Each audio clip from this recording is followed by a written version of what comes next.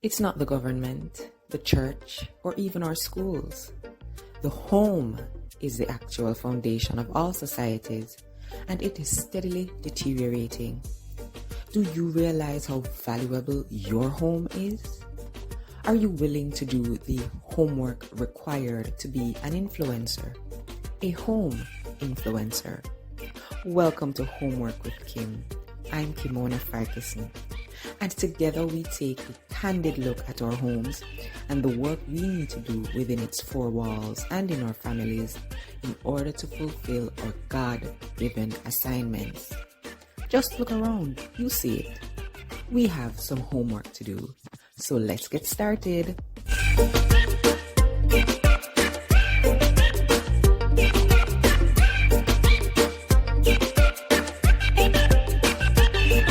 And welcome to another episode of Homework with Kim. Thank you so much for joining me. Here we take a candid look at our homes and the work we need to do to make sure that at the end of a long, hard day, when our heads hit the pillow, we can truly declare home, sweet home. I'm your host, Kim. And today we want to talk about a concept that I mentioned in our first episode last week when I said, my life is simple, but certainly not simplistic. And I want to talk a bit about how I think our homes and lives would greatly benefit from intentionally pursuing a simple life and the homework we need to do to get there. Yes, a simple life. You heard correctly. I am suggesting that our homework should be focused on removing rather than adding. Yes, I know it's 2022 where we have access to so much. Yes, I know we're hearing all day long that we need to be getting up and stacking brick upon brick as if we work at the quarry or a block factory. Yes, I know we want to stay up to the time and we all want good for our families, for our picnic them, for those we love. Now, whether our motives are good is something we want to examine as well, because we faulted a generation for trying to keep up with the Joneses, but then we have another generation now trying to keep up with the Kardashians. So let's get candid. How come in a society and culture of more money, more clothes, more toys for our children, more followers on Instagram, more knowledge, more notoriety, should I keep going? More KFC on a Friday? Because it clearly looked like some navel strings are cut down there. I don't understand it, but I digress. Back to the point.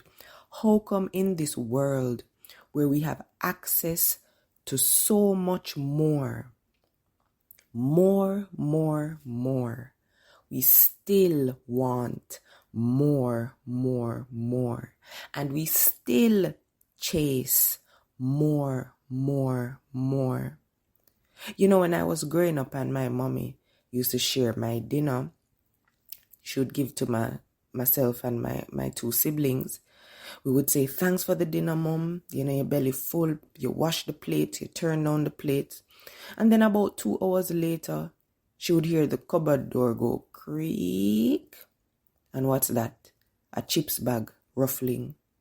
My mother would look puzzled and she would ask, wait, you can't satisfy? Your belly bottom drop out?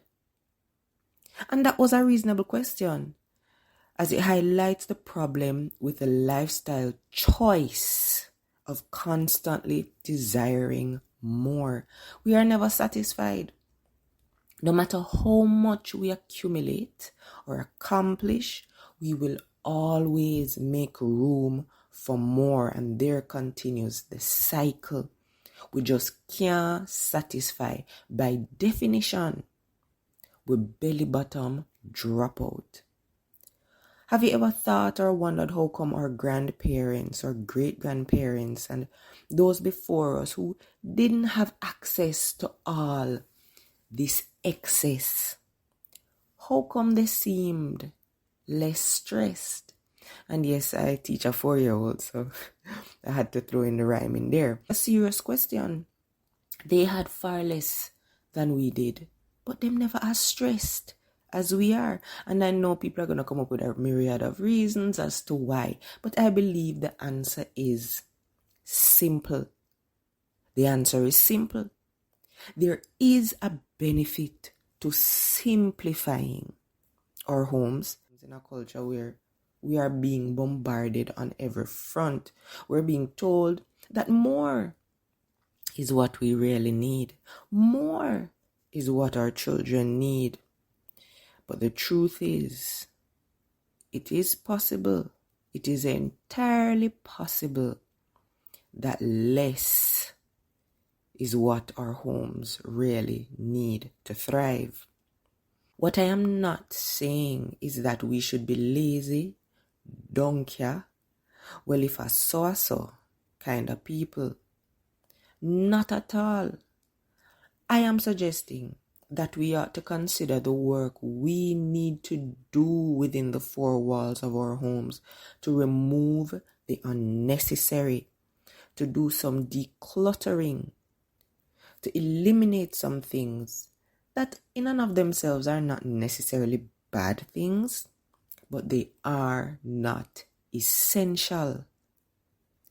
Now, if your criteria for a necessity is, well, everybody endorse this, everybody have this, or my granny did tell me that me cannot live without this, or worse, it ends up in your home, whether it be a principle, a material item, whatever it may be, because we watched this YouTube video by this influencer and they say these things are must-haves. When I discovered it, it changed my life. You have to check this out. I would have died without knowing it. Now I would ask the question, if you were alive all along before you discovered this thing, you were alive and kicking before, and now you found out that it existed, now you are dead, all of a sudden, these things, most of them, I don't believe are essential. I want you to consider that possibility as well. You see, when more is the goal, we never fully arrive at the destination. It is ravenous, a belly that can't full, a belly that always a grumble, always want more. And so happiness and contentment will never find place in our homes if we are looking for it by acquiring more. There is something about simplicity and not just settling for it, but aiming for it. You ever heard interviews of people who accomplished so much in life, and while they are proud of their achievements and all that they've accomplished, you see them smile, and it's almost like an involuntary smile that just slides across the face when they reminisce about the days when their lives were quote unquote simpler. So our work calls us to first acknowledge and accept that sometimes giving our family the best means giving them less. Not less of us, of course, but more of us and less of everything else. We have to be willing, in many cases, to give up, to gain. There is a very real need for us in 2022 to defeat consumerism and just stop stressing over having things. Let's stop stressing over having things. Right? It's a part of the self-esteem message that we preach to people, and we don't even realize we're connecting value and worth to all that we have accomplished and all that we have materially. That is a most dangerous way of ascribing value and worth to the human and to the family, and we don't need any help becoming stressed. Life is already hard, as we know. Having more materially is not the only area where simplification of our homes is necessary. We know the expression, there's no place like home. And that expression indicates that the atmosphere in the home, the relationship between family members, and the way the home is run, there's no place like home implies that there's something to be desired. Somewhere we want to be. There is no place like home. Somewhere that children actually want to grow up. Because we can attest that it rough out a road. But when we say there's no place like home, shouldn't that mean that if it rough out a road, it shouldn't be rough in a yard? Stress at work and stress at home. Children getting bullied by peers at school, getting bullied by parents at home. Pressure outside and pressure inside. And I'll take it even further to suggest that some of our homes are even worse. Yes, worse than outer road in terms of the environment we've created. And so we find many young people, some of who are not to be blamed. Many young people, they are road. Not because they necessarily want to be, but because it rough out the road, yes. But guess what? It rougher at home for a lot of them. Isn't that sad? Well, what can we do? What kind of homework can we do? Well, when we were in school and we got a big problem to solve in math, and when we would see the big numbers, immediately we would say, yes, me fail this now. And then you'd remember what your teacher told you. What did she say? She said, before you take on the solution, break down the problem into its simplest form. In other words, simplify it. Don't try tackling it as it is. The first part of the work is to eliminate the unnecessary. Cancel it down till you either get to the solution or get very close to the solution. We're always encouraged to simplify, take it to its lowest form, and then work from there. So that same problem that initially looked huge and hard to tackle, once we simplified it, we felt like now, we can handle it better and eventually come to a solution. So the work to simplify in the context of our homes and families, it calls for intention and focus on our part. Let me say that again. The work to simplify in the context of our homes and families calls for intention and focus on our part. I was talking to my cousin last week and she mentioned, how great it was when we used to just play in the evenings on our grandmother's steps as cousins, and how absolutely wonderful it was. I mean, all we had was each other, fresh air, little Kool-Aid, our legs or hands, breath, the essentials. And it was wonderful. And I believe, as I said to her, that less was and still is actually more. Friends, our children are depending on us to simplify their lives. Their lives and sanity depend on it. You see, they are growing up in unprecedented times, and if we as adults can hardly navigate the stress of it all, I know I'm struggling. how much more our children. Now, I may sound a little dramatic, but I strongly believe that our babies need to be given the opportunities to develop at a normal rate, unlike this accelerated rate that they're going at. Children are still children, I know it's 2022 and technology change and they have access, to tablet, and they're telling you they can probably, say the multiplications at 12 months. All sorts of different things are happening that demonstrates that our children are developing seemingly more rapidly in many ways than, was before. But they're still children. Our children do not need more things. They need less.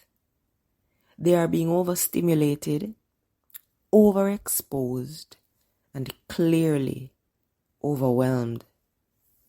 I know many of us ourselves are overwhelmed, but let's be frank, putting a device in their hands to calm them down as a norm actually does the very opposite. Have you ever taken note of that? Their little eyes and brains and bodies need some simple things to enjoy. And then let their imagination do the rest. And I am a firm believer that, less screen time is always better than more screen time. Anything that you can use to replace the screen, I say go right ahead. So instead of a tablet, give them a pen and a paper, some crayons, sing a song, recite Jack and Jill went up the hill, read a book, let them watch you work, cooking, helping in some way, give them something to do, or let them just figure out on their own what they would want to do. Will there be protest? Quite possibly. My child protests many times. And it's quite possible that depending on their age and what they've become accustomed to doing when they get bored, they might fight against you giving them some simple things to engage their minds. But we are helping them. Will it be easy? No. Will it be work? Well, of course, we're talking about homework here. And let me give you a prime example. I work from home, as well as the fact that, as I stated before, I am a homeschool mom. And so balancing everything is difficult, to say the least. And throughout the day, I hear quite often, what should I do next? What should I do next? What should I do next? That's Phoebe asking me. What should I do next? And at first I used to feel, this immense pressure. And sometimes I said, she really is saying that she's bored. And I will stop what I'm doing, lay out the floor puzzle, take some time away from what I'm doing. If any at all possible, do a floor puzzle with her. And I would say to her, okay, after the floor puzzle, you need to figure out what you're going to do next. And sometimes she's there and she's like, but I don't know what to do. Next thing I know, she goes for an old egg carton and she cutting up, she feeding her dolly. They will find something to do. Now, what does that mean? It means at the end of the day, I have a lot of cleaning up to do. But the sacrifice I have made to allow her to find some simple things to engage her time, I believe the sacrifice is definitely worth it. So that's just an example. It's not going to be easy. In fact, you're going to get very annoyed a lot of the times. But we are doing this with a goal in mind. We're not just doing this randomly. We're doing this intentionally. And so, as I said before, it will require some sacrifice on our part. Well, quite possibly a lot of sacrifice on our part to help make and keep their lives simple. Because there is so much they and us, we all have to contend with. So many elements fighting for their attention. And so let's choose to do the homework that is about focusing on simplifying our children's lives, help steering their attention from all that this world is telling them that really matters in life. We think of the commercialization of every single thing you can think of. No, you go and you turn on a TV, and all of a sudden, and that's how we were when we were growing up as well, it is a part of the human condition. You don't know that you want it. Let me rephrase that. You don't know that you need it until you see it. All of a sudden, you need this, you need that. No, you do not. You have been surviving all along without it. And some of us thriving all along without it. But we see all these commercials, whether it be, because some commercials don't have to come on your TV, right? Some of them come by way of, just looking at something, seeing somebody else with it is a commercial. You did have a pink scooter, and you see somebody with a neon one. All of a sudden, a neon one is what your child needs. And we're bombarding them and overwhelming them with all these things. And then when they come now, and they come and make the simple request, can you spend some time with me? That is a simple request. We say, no, I'm busy. How is it that we're doing a trade-off and think we're going to get the results that we want to get when we're trading what they really need? We're trading it off for what they have no need for. Think about it. These people who are marketing a lot of these things don't care about your child. They just have a bottom line to meet. We have to look at the goals that we have, what we want our children to value above all else as they become adults, because the children of today are the adults of tomorrow.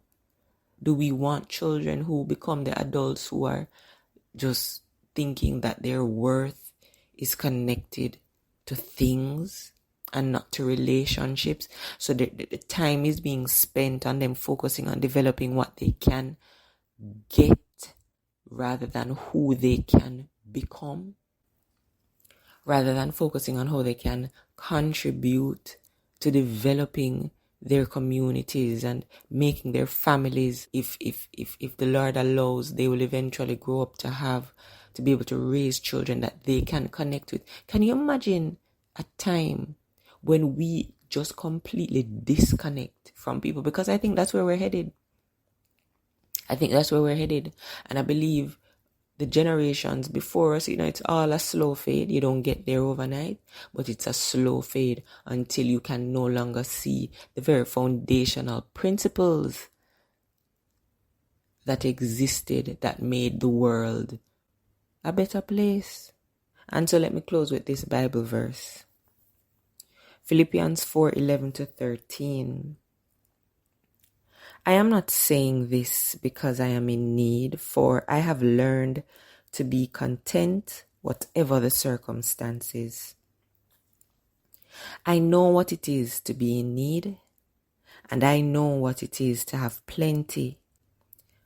I have learned the secret of being content in any and every situation, whether well-fed or hungry, whether living in plenty or want. I can do all this through Him who gives me strength. And that is a verse that I use to encourage me. When I say I have learned to be content, I'm reading scripture. I want to learn to be content. I want to learn, and I want to invite you to do the work necessary to adjust some of the ways we think, adjust our perspective of what makes life really worth living. Is it having more, or is it having less distractions, less things to take away from homes and families? Can we get up in the morning and instead of being motivated to chase the paper, we're motivated to work hard and provide for our homes and families? But we're not slaves to this desire of acquiring more. For what? And leave that which truly matters behind. Is there room many times where we can improve in our stewardship of what we have? We're not talking about not making wise decisions of investing and doing what is necessary and working hard. I keep saying We must work hard. We must work hard. But we should not be looking to work at things for the purpose of having things and leaving the most important part of what makes life worth living behind. Let us aim to simplify our lives, simplify our homes by starting first with the young people, the children within our homes. Because, as I said before, they deserve it. And even though they don't realize it now, if we are to do this work up front, maybe a lot of their problems will disappear. A lot of the stress that they're feeling, that they really have no business feeling at their age, maybe it will disappear. Because we have removed a lot of things that are causing them to be overstimulated, overexposed, and overwhelmed. Simplifying it, taking it down to its lowest form with the aim of arriving at the solution. And as you look around your home, within the relationship between your family members, your children, and in the physical environment, what drives the desires for more, as we examine our homes and ourselves and our motives, let's just be honest and decide to do the work to simplify. Again, I believe the answer is simple.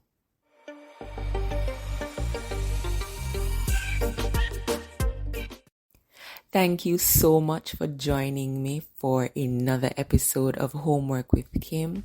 I am honored that you stayed until the end of the episode, and I really hope I've communicated what I believe is a real need, real-time need for us to simplify our homes, beginning with simplifying the lives of our children. I invite you to follow me on Instagram at SkyMona, that's SkyMona, and I'm also inviting you to follow the podcast page at Homework with Kim. Have a great week, and until we meet again, just look around, you see it. We have some homework to do, so let's get started.